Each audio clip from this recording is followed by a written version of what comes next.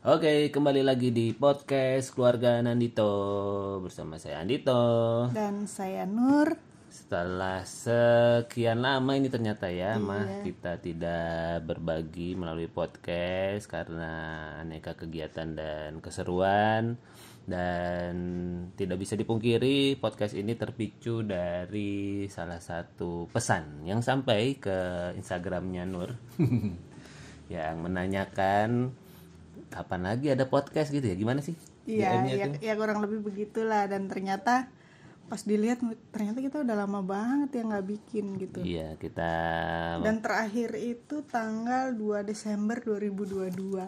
jadi sudah hampir setahun kita tidak merefleksikan perjalanan homeschooling keluarga kami melalui podcast. Dan ya kami sih tetap melakukan dokumentasi ya, Dokumentasi terus secara nulis mandiri. di jurnal tiap bulan kan rutin. Cuma Betul. ternyata podcast ini entah kenapa banyak skip ya. Ya memang kita banyak sekali agenda, banyak sekali kegiatan. Ya kalau kita mau sedikit overview di selama setahun ini, katakanlah Oji kalau dari sisi renangnya mengikuti Kejurprov, terus kemudian ikut Kejurnas, dan kemudian ada beberapa event yang tidak bisa diikuti karena di tahun ini juga kami sekeluarga ada mengikuti camping keluarga homeschooling klub Oase Di Jawa Tengah. Terus kemudian itu juga jadi kesempatan buat bertemu dengan kepala sekolahnya, kepala PKBM-nya anak-anak di Piwulang Beci Salatiga. Dan kemudian ada juga kegiatan reuni ya, anak-anak belajar melalui reuni. Ayahnya Teman SMA saya kita di reuni di Magelang. Jawa Tengah juga, ketemu keluarga homeschooling, keluarganya Kak Christine, keluarganya Gus Aji. Nah itu jadi sebenarnya padat sekali ya itu kita menjadi sudah. menjadi perjalanan seru kita selama setahun ini. Terus kalau dari sisi Yanti itu tentu perjalanan dari menggambarnya bisa dilihat mengalami peningkatan, masih terus menjalankan proyek kolaborasi komiknya sama tetangga di sini masih dalam proses. Terus Yanti itu mulai bulan kemarin ikut mengisi digital drawing student club yang ada di PBX gitu. Jadi karena pengampu digital drawing sebelumnya sudah tidak aktif dan ternyata ada kesempatan buat mengisi dan Yanti menyanggupi, lumayan kemarin sudah satu batch Yanti berhasil. Terus Yanti juga dari sisi renang di tahun ini dia dipercaya bisa naik kelas progresif, kelas yang paling tinggi di klub renang Bina Taruna yang kami ikuti. Sudah nyata setelah dihitung-hitung udah 8 tahun ya, udah dari tahun 2015 sejak Oji ikut di klub renang itu. Dan sekarang Yanti sudah naik kelas progresif dan bisa dilihat perkembangan renangnya. Walaupun Yanti bilang sih ketika pertama kali masuk kelas progresif tuh capek, susah, sempat matanya berkaca-kaca karena ada gerakannya harus benar lah dan sebagainya. Itu tentu renangnya lebih panjang, namun ternyata setelah masa-masa sulit itu dilewati, wah Yanti kelihatan banget progresnya luar biasa. Ada beberapa event yang juga Yanti ikuti di tahun ini. Terakhir itu ikut lomba pemula yang kemarin di JBK, itu pun juga hasilnya mengembirakan. Sebelumnya lomba pelajar DKI. Betul. Terus ada time trial juga di BNT. Oji juga kemarin juga ikut lomba pemula, menurunkan di gaya-gaya yang tidak menjadi gaya utamanya. Bahkan dia nggak pernah turun di situ. Tidak pernah turun, belum ada catatan waktunya, ternyata menggembirakan juga gitu hasilnya. Nah itulah beberapa catatan keseruan keseharian homeschooling keluarga kami. Ya kalau dari sisi keseharian seperti biasa aja ya seperti kita memang fokusnya itu ada di kegiatan fisik renang anak-anak ini, hampir dari Senin sampai Sabtu mengantar anak renang setiap sore, lalu kemudian ada latihan paginya 3 kali dalam seminggu. Ya udah itu. Terus kemudian ya di sela-selanya Oji mengisi sedang berminat di latihan gitar, terus sedang belajar lagu baru.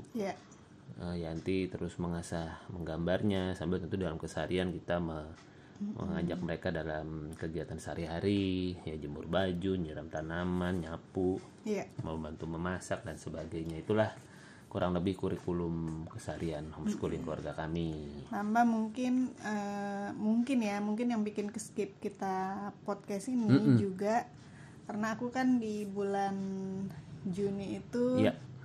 nambah momongan lagi, ya kan? Lebih tepatnya tahu positif hamil. Jadi nambah momongannya tahun depan. Tahun depan baru launching. Tapi kan aku melewati beberapa bulan inilah, maksudnya menjaga supaya tetap sehat gitu kan. Betul. Jadi buat teman-teman semua mungkin yang selama ini melihat kami keluarga Nandito itu berempat, sekarang Akan nambah sudah lagi. berlima nih. Kita sambil podcast sudah berdua nih, Mama Nur sama adik bayinya nih. Tapi belum lahir, masih Sudah di jalan 5 perut. bulan ya.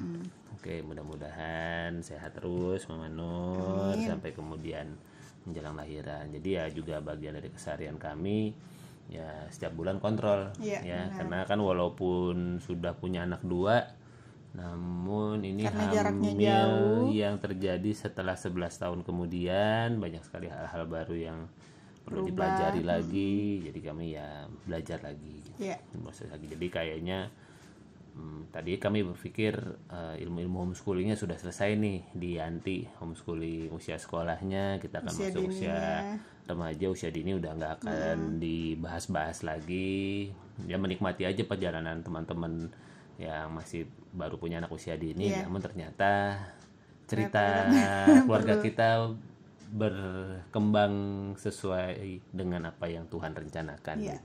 Jadi kita bersyukur akan menambah satu anggota baru lagi di keluarga Nandito di bulan depan, di tahun depan. Oke, itu dari sisi keseharian keluarga kami. Nah, di dalam podcast kali ini juga kami ingin menjawab beberapa pertanyaan yang sampai di salah satu grup coachingnya Rumah Inspirasi, bertanya ke keluarga kita tuh mah. Yang pertama itu terkait dengan kita tuh ngerasain FOMO nggak sih dengan apa yang dicapai oleh keluarga lain? Ini maksudnya spesifik nanya ke kita Iya, apa ke gimana? keluarga kita. Oh, ada ya? Jadi di grup coaching lanjutan tuh lagi rame gitu ya, lagi rame obrolannya gitu. Terus salah satu teman di sana tuh bertanya, keluarganya Kak Andit dan Kak Nur pernah ngerasa FOMO nggak sih dengan pencapaian keluarga lain, dengan anak-anak keluarga lain? Mama sendiri pernah merasakan FOMO ini? Kalau sekarang sih enggak ya. Oke. Jadi pernah. Mungkin dulu awal-awal homeschooling ya, Apa karena kan itu masih misalnya apa yang dulu masih mencari dirasakan? bentuk ya, Ya. terus merasa dulu itu kan masih kurang banget belajar gitu kan, masih mengenali homeschooling itu gimana sih. Terus tapi saat itu tuh kan Instagram, sosmed itu kan belum kayak sekarang ya. Oke. Ya kan? Jadi aku ngerasa kayaknya sih aku nggak inget yang pernah ngerasa FOMO banget gitu. FOMO sampai apa FOMO tuh? sampai membuat aku jadi terintimidasi. Aduh, sampai anak kita jadi, belum ini belum itu gitu ya. Kayak sih aku enggak, karena aku kayak menikmati aja proses anak-anak itu gitu. Iya. Ya kan, maksudnya kita yang penting bangun pola yang setiap hari itu yang rutin. Maksudnya mereka punya kayak Oji kan dulu kecil ya udah mereka renang. Iya. Terus Yanti kan ngikut kakaknya juga. Betul. Terus Kegiatan di oase terus, ya kita mengikuti dengan nyamannya saja. di waktu itu kan ada komunitas tuh pas Oji usia 5 tahun klub oase itu kan. Terus Yanti juga 3 tahun. Ya udah dalam seminggu itu ikut komunitas. Terus ketemu teman-teman yang beraneka ragam gitu, usia anak juga. Jadi aku sih nggak ngerasa pernah FOMO yang gimana ya. sih enggak gitu. Ada medsos gitu mah mungkin ngelihat atau story dari ibu-ibu lain apa dari keluarga lain sempat ada rasa ih anak kita kok belum begini ya gitu. Aku nggak inget sih pernah ya. merasa itu, tapi justru aku merasa kayak lebih terinspirasi sih gitu. Aku ngelihat teman-teman yang udah senior gitu ya, yang anak-anaknya udah besar gitu. Iya.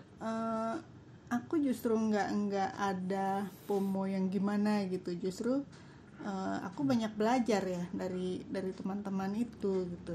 Oke, kalau aku pribadi sih aku merasa cuma ada satu kali FOMO yang aku tidak mau ulangi gitu ya. Jadi mungkin ini aku mungkin udah pernah cerita di beberapa grup gitu ya secara tertulis bahwa suatu hari ketika Oji usia sekitar Oh, ya 4 iya, tahun iya. lah gitu ya, dia belum bisa membaca gitu ya, maksudnya belum bisa membaca lancar, udah bisa mengenal huruf tapi masih belum mudah mengingat simbolnya, mengucapkannya. Sementara dia punya ya tetangga lah gitu ya, anak seumuran yang ya bedanya 8 bulan tapi ternyata kecerdasan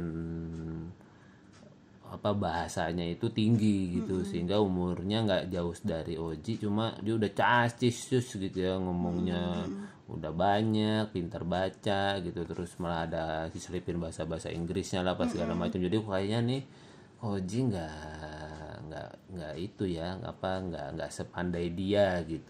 Mungkin lebih karena pada saat itu ada lingkungan yang seakan-akan menganggap bahwa anak itu lebih baik dan anak kita ketinggalan gitu, dan aku waktu itu agak terintimidasi gitu dan sempat agak keras sama Oji, dan sejak saat itu aku menyesal gitu ya.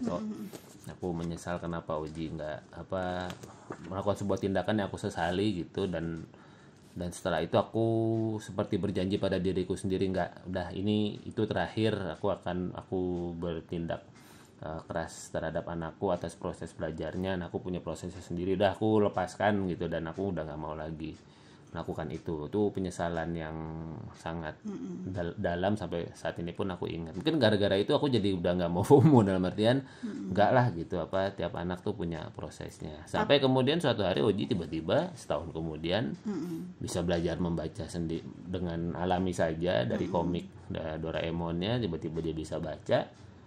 Dan sampai hari ini bisa membaca gitu. Dari situ aku percaya anak-anak kita punya cara belajarnya selama kita memberikan Ruang yang ruang, nyaman, kepercayaan, dan terus menstimulasi, bukan berarti berhenti diajarin, tapi kita bacain cerita terus dan sebagainya, itu tetap dilakukan. Tapi aku paham nih konteksnya Ayah. Aku ingat momen ini karena aku pun juga ngalamin. Nah, itu mungkin yang salah satu aku bilang bahwa saat itu kita tuh masih kurang ilmu gitu ya. Kita masih baru punya anak usia 5 tahun.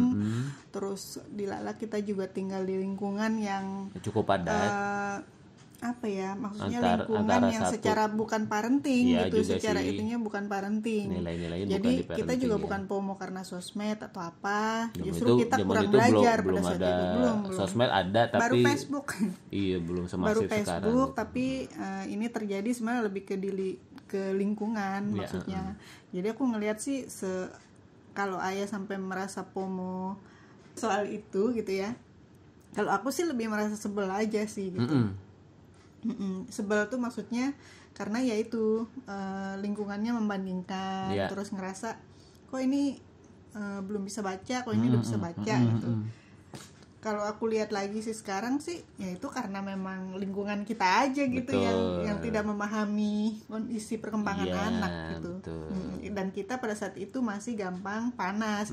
Panas tuh maksudnya masih muda gampang. Maksudnya kita masih gampang digituin dikit tuh kita salah ya, maksudnya anak kita belum, harusnya udah bisa baca ya. Nggak punya kan referensi lain bahwa itu nggak apa-apa. Setelah kita udah nggak tinggal di lingkungan itu, kita pindah rumah kan, maksudnya setelah uji 5 tahun kita belajar homeschooling lagi, kita ikut kelas-kelas online juga, rumah inspirasi, terus papar dengan komunitas homeschooling gitu. Itu kan menjadi justru ternyata anak kita tuh maksudnya nggak ya baik-baik saja gitu. Ada teman-temannya yang sampai umur di atas 5 tahun belum belajar baca, ternyata nggak ketinggalan apa-apa. Kitanya juga lebih santai pada saat itu. Terus udah sampai sekarang itu kita nggak ngalamin itu. Jadi aku ngeliat itu hanya masalah lingkungan, hanya masalah kita berada di tempat dan orang-orang yang memang kurang paham aja masalah parenting gitu. Dan ternyata dengan kita banyak belajar, kita jadi lebih bisa lebih tenang sih, santai aja. Dan bahkan mungkin sudah sampai di level ikut bersyukur atas pencapaian orang lain, keluarga lain, teman-teman yang kita kenal. Iya benar. Kita jadi bersyukur gitu. Misal di dunia renangnya Oji gitu ya, kita tahu bahwa itu dunia kompetisi. Oji ada di level ini, dan ketika ada anak lain yang ternyata berhasil gitu ya, kita bukannya merasa, kita malah ikut senang. bukan merasa wah dia udah bisa anakku belum, ternyata enggak. Itu yang perasaan yang muncul tuh bukan itu. Dan aku juga ngerasa kayak muncul perasaan malah kayak bersyukur gitu ya, kita ketemu orang tua yang punya semangat yang seperti punya itu. semangat seperti itu. Dan apa ya, karena aku yakin misalnya di dunia renang gitu ya, kalau orang tua itu nggak punya semangat untuk nganterin anaknya, karena anak tuh pastilah ada masa-masa dia loyo, dia capek, dia itu, ya itulah kita yang harus, ketika anaknya lagi loyo ya kita harus lebih semangat. Semangat, kalau dia butuh istirahat ya kita tawarkan istirahat. Apa yang dia butuhkan kan kita tanyakan, dia butuh pijat dipijat, dia butuh apa gitu ya, kita selalu obrolin gitu. Nah, senang sih ya ketemu orang tua yang juga semangatnya sama. Dan aku ngeliat iya ya, memang kalau orang tua itu nggak ngoyo tuh dalam arti, bayangin kalau harus nganterin renang subuh, kalau orang tuanya juga malas gitu, atau nah udahlah nggak usah gitu, itu pasti nggak jalan gitu. Aku yakin nggak akan bisa konsisten lah gitu. Iya, jadi misalnya katakan di dunia renang gitu ya, kita bicara tentang Oji, terus kita melihat bahwa ada sebuah kenyataan, misalnya di level nasional di usianya Oji itu, Oji masih punya lawan-lawan atau katakanlah teman seperjalanan yang masih lebih cepat dari dia gitu. Dan kita senang. Itu tidak menjadikan kita jadi, Ci, kamu kok nggak nyampe segitu gitu, atau aduh kita kapan nyampainya. Ternyata malah kita mikir gini, untung ya ada teman-teman yang di atasnya Oji, supaya Oji lebih terpacu daripada dia kenceng di usia yang sebenarnya dia masih punya kesempatan yang panjang untuk bertumbuh gitu, tapi dia udah merasa kayaknya nggak ada lawan yang ini.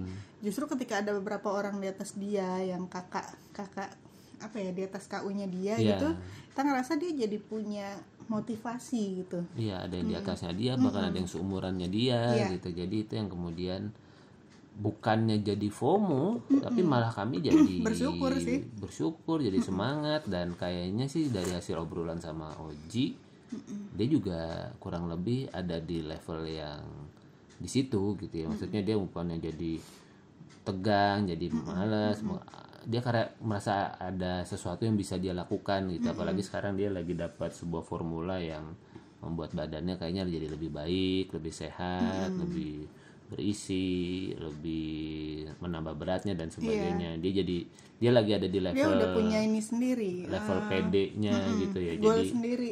Betul, itu yang kita lagi coba terus jaga sambil kami juga terus kelola ekspektasi. Tentu ya kalau ditanya apakah kami ingin anak berprestasi, ada rasa gitu ya, untuk kemudian asik nih kalau bisa mencapai ini, mencapai itu. Tapi ya ekspektasi itu yang kami kelola supaya kemudian proses renangnya Oji berjalan lancar. Ya mungkin ekspektasi itu ada karena kita melihat Oji punya peluang itu. Ya itu juga betul. Ya kan, jadi bukan sesuatu yang kita cuman angan-angan, tapi kita kan ada orang tua yang di ini gitu ya. Orang tua yang sebenarnya anaknya masih belum, ya, tenang aja. Masih butuh waktu, tenang aja, nggak usah terlalu ambisi gitu ya. Kalau kita tuh mungkin udah berada di level yang kita tahu Oji memang punya kesempatan itu, ya ada sedikit harapan siapa tahu dia bisa gini gitu ya. Tapi kalau enggak, belum waktunya juga nggak apa-apa gitu. Tapi kita tahu bahwa memang kita hanya kita tahu bahwa dia punya kesempatan itu, tinggal mentalnya, tinggal percaya dirinya yang terus dibangun gitu. Ya betul. Nah itu dari sisi FOMO ya teman-teman semua. Jadi apakah kami mengalami FOMO? Di awal-awal aja dulu karena merasa tadi yang itu paling kurang belajar. Yang paling ingat cuma itu aja. Semenjak ketemu Rumah Inspirasi terutama ya. Itu. Belajar, udah itu nah, kayak lebih gitu jadi lebih. Ya ketemu media sosial ya udah gitu ya, ikut seneng, bahkan sudah sampai di level ternyata tiap anak tuh punya perjalanannya, tiap keluarga punya situasinya. Bahkan kami sudah sampai di level menyadari bahwa kalau kelihatan di sosmed yang keren-keren ya itu kan yang keren-kerennya yang diposting gitu. Tapi mereka saya juga punya sisi strugglingnya, sisi berjuangnya, itu yang kami nggak lihat, sehingga kami menghargai, menyadari, dan ikut bersyukur atas setiap pencapaian apapun yang kami lihat. Sampai hari ini sih begitu ya teman-teman. Nah itu soal FOMO. Lalu soal kedua nih, ada juga yang ditanyain juga di grup coaching lanjutan itu seputar energi kita sebagai orang tua, kok masih apa yang membuat kita gitu ya, berdua sebagai orang tua mau terus-menerus nemenin anak dalam proses renangnya. Karena tadi di grup aku posting bahwa aku kan ramai tuh di grup tuh lagi ngobrol tentang keberlangsungan coaching lanjutan. Terus aku posting bahwa aku salam nih dari orang tua yang sudah 8 tahun nemenin anak renang di klub gitu. Aku kasih foto aku lagi di pojokan, aku nunggu anak-anak renang itu. Nah terus ada pertanyaan itu, apa energinya tuh dari mana sih, apa yang membuat kita sebagai orang tua ini tetap punya energi untuk mau mengantarkan anak-anaknya renang sampai di level yang sekarang gitu. Itu kalau dari Mama gimana? Apa kira-kira sumber energinya itu dari mana? Sumber energinya itu sebenarnya karena ngelihat anaknya itu sendiri.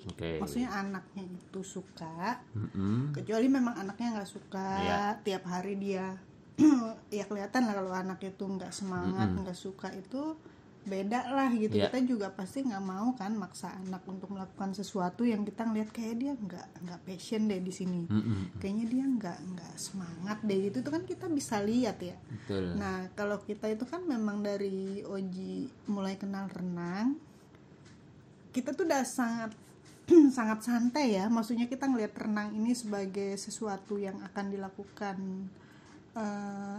dilakukan untuk menunjang kesehatan mereka, ya kan?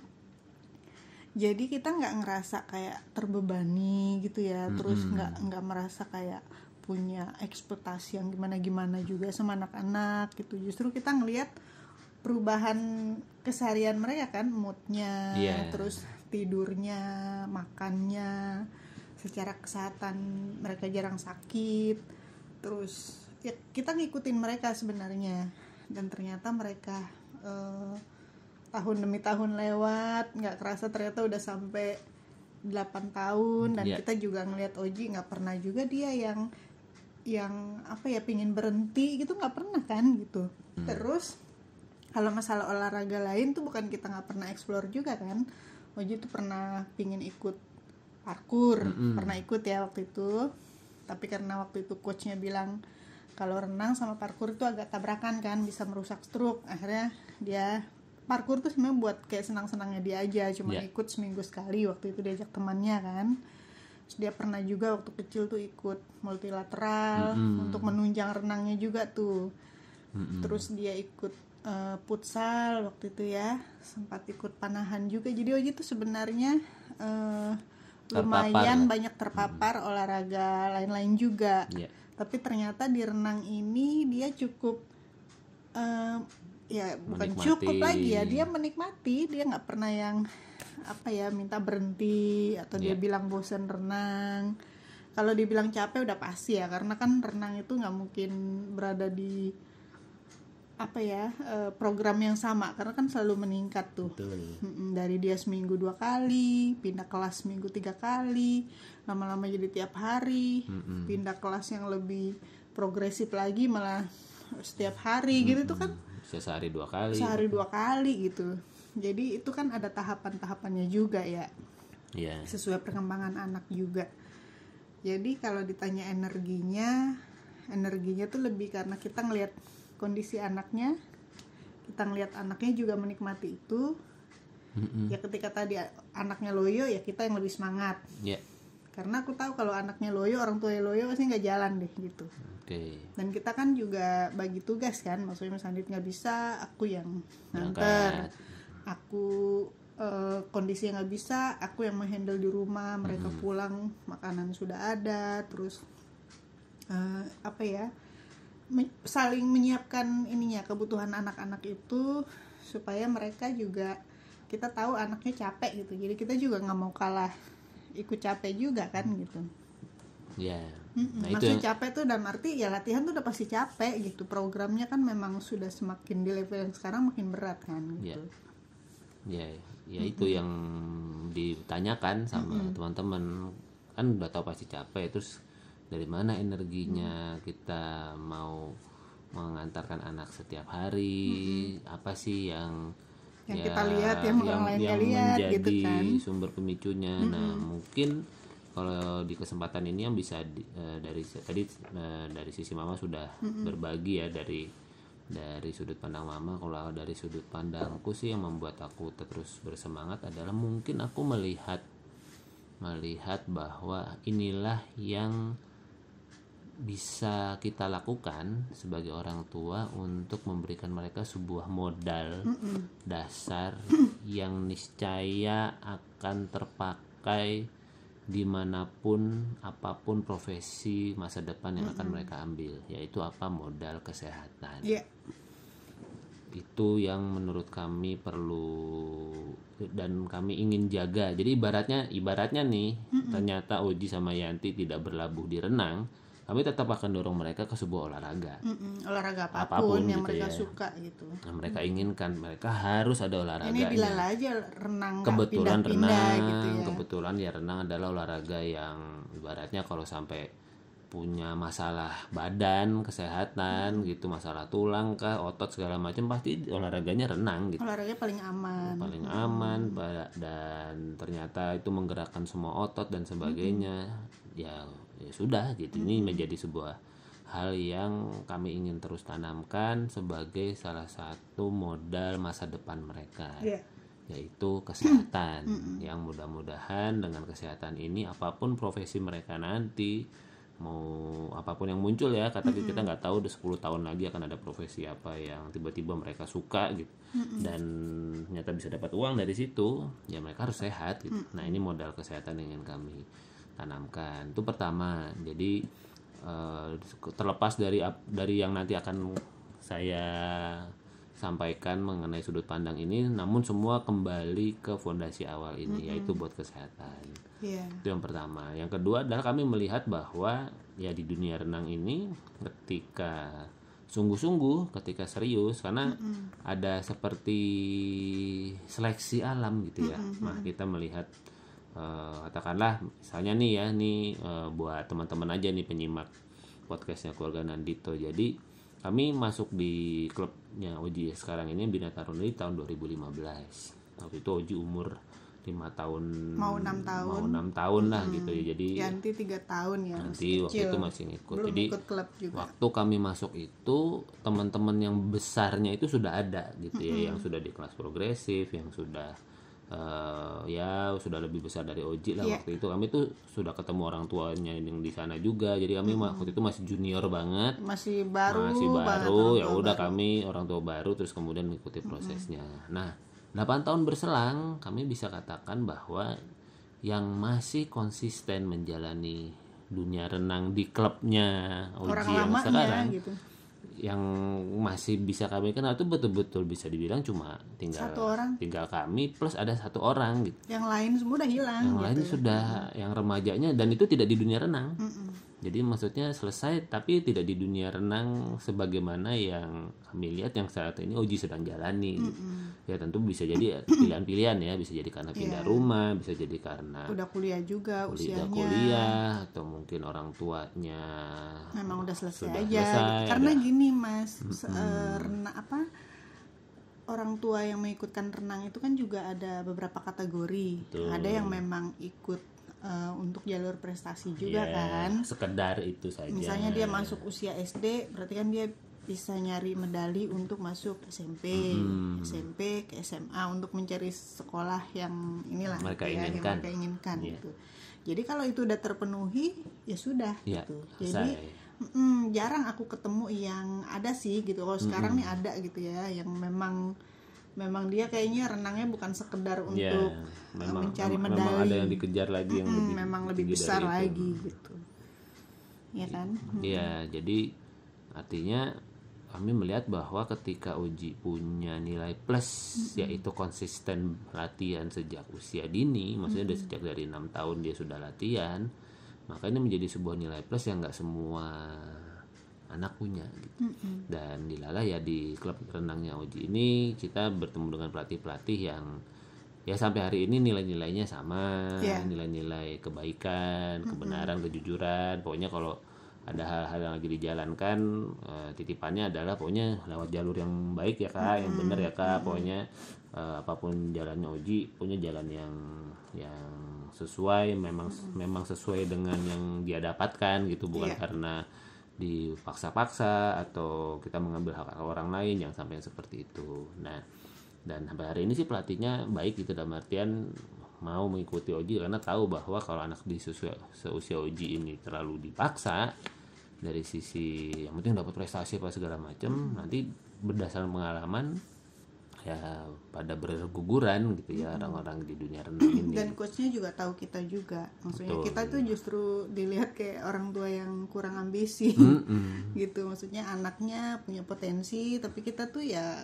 mengalir aja ngikutin proses karena kita tahu ini masih panjang kok jalannya, nggak usah terburu-buru yang apa ya, anak tuh butuh proses kok, apalagi kalau di renang itu juga ada KU kelompok usia ya. Betul. Jadi Oji itu sekarang masih KU 2 kelompok usia 14 sampai 15 dan dia masih KU 2 gitu, dan masih KU 2 awal pula gitu. Jadi masih panjang banget perjalanannya gitu.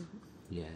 Nah, itu jadi yang kedua adalah sebetulnya kami melihat ada peluang untuk ibaratnya tadi masa depan nyata Oji belum menemukan sebuah passion atau sebuah hal yang bisa mendatangkan rezeki untuk dia. Ya dunia renang ini sudah terbuka gitu ya. Maksudnya dia kalau menekuni di sini dia bisa katakanlah mungkin di jalur atlet bisa terbuka gitu ya, atau kalau kemudian sebagai pelatih dan melatih renang dan sebagainya, banyaklah orang di Indonesia yang butuh dilatih renang dan sebagainya, dan Oji sudah ada di area itu, dia punya pelatih yang bisa jadi mentor, bisa membuka jaringan dan sebagainya. Dan ya belum kalau kita berpikir wah bisa masuk ke bisnis renangnya nih dan sebagainya. Nah itu, tapi kalau Oji sudah punya portofolio, dia punya keahlian, dia dikenal, karena akhirnya kita melihat di dunia renang akhirnya orangnya itu aja kok gitu, makin ke atas tuh ya dia lagi, pelatihnya itu lagi, yang punya sertifikasi nggak banyak gitu jumlahnya, kayaknya bisa nggak sampai ratusan orang kayaknya di dunia renang itu gitu, puluhan aja. Nah kalau Oji bisa berada di area situ, setidaknya dia jadi punya nilai plus, dan itu yang kami lihat gitu. Jadi buat teman-teman yang menanyakan energinya dari mana, mungkin yang utama adalah kami merasa bahwa ini adalah sesuatu yang bisa kami wariskan, yang bisa kami tinggalkan untuk anak-anak, yaitu sebuah pola hidup sehat. Karena kalau soal menggawai niscaya deh, mereka menggawai niscaya mereka akan berada di dunia layar, handphone, laptop dan sebagainya. Namun mereka perlu mengalokasikan waktu dan hidupnya pada hal-hal yang sifatnya fisik, olahraga dan sebagainya. Nah ini kesempatan mereka, dan selama kami masih punya kekuatan, kesanggupan, kesehatan, dikaruniai rezeki dan sebagainya, kami akan terus temani proses anak-anak ini sampai kemanapun nanti ujungnya gitu. Ya, dan apa ya, aku tuh juga nggak ada rasa khawatir gitu ya kalau tiba-tiba anak dia udah menekuni renang sekian lama, terus nggak khawatir anaknya tiba-tiba bergeser atau apa gitu. Ya aku sih ngerasa dengan kemampuan Ojianti saat ini, mereka udah sangat menguasai 4 gaya lah gitu ya.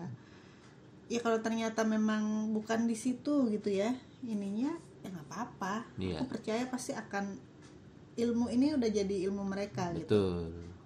Kalau tiba-tiba ternyata mereka mengambil sebuah hal yang berbeda gitu ya, kita aja juga, orang tua aja juga ternyata bisa berbeda, sangat bisa ada hal-hal yang kita tekuni sekarang tapi ternyata di sekian tahun kemudian kita menekuni sesuatu hal yang berbeda juga, begitu kan gitu. Tapi kan kita skill itu sudah punya gitu. Nah itu yang mau dimatangkan supaya kemudian mereka betul-betul menjadi mereka punya sesuatu yang bisa mereka bawa seumur hidup mereka gitu.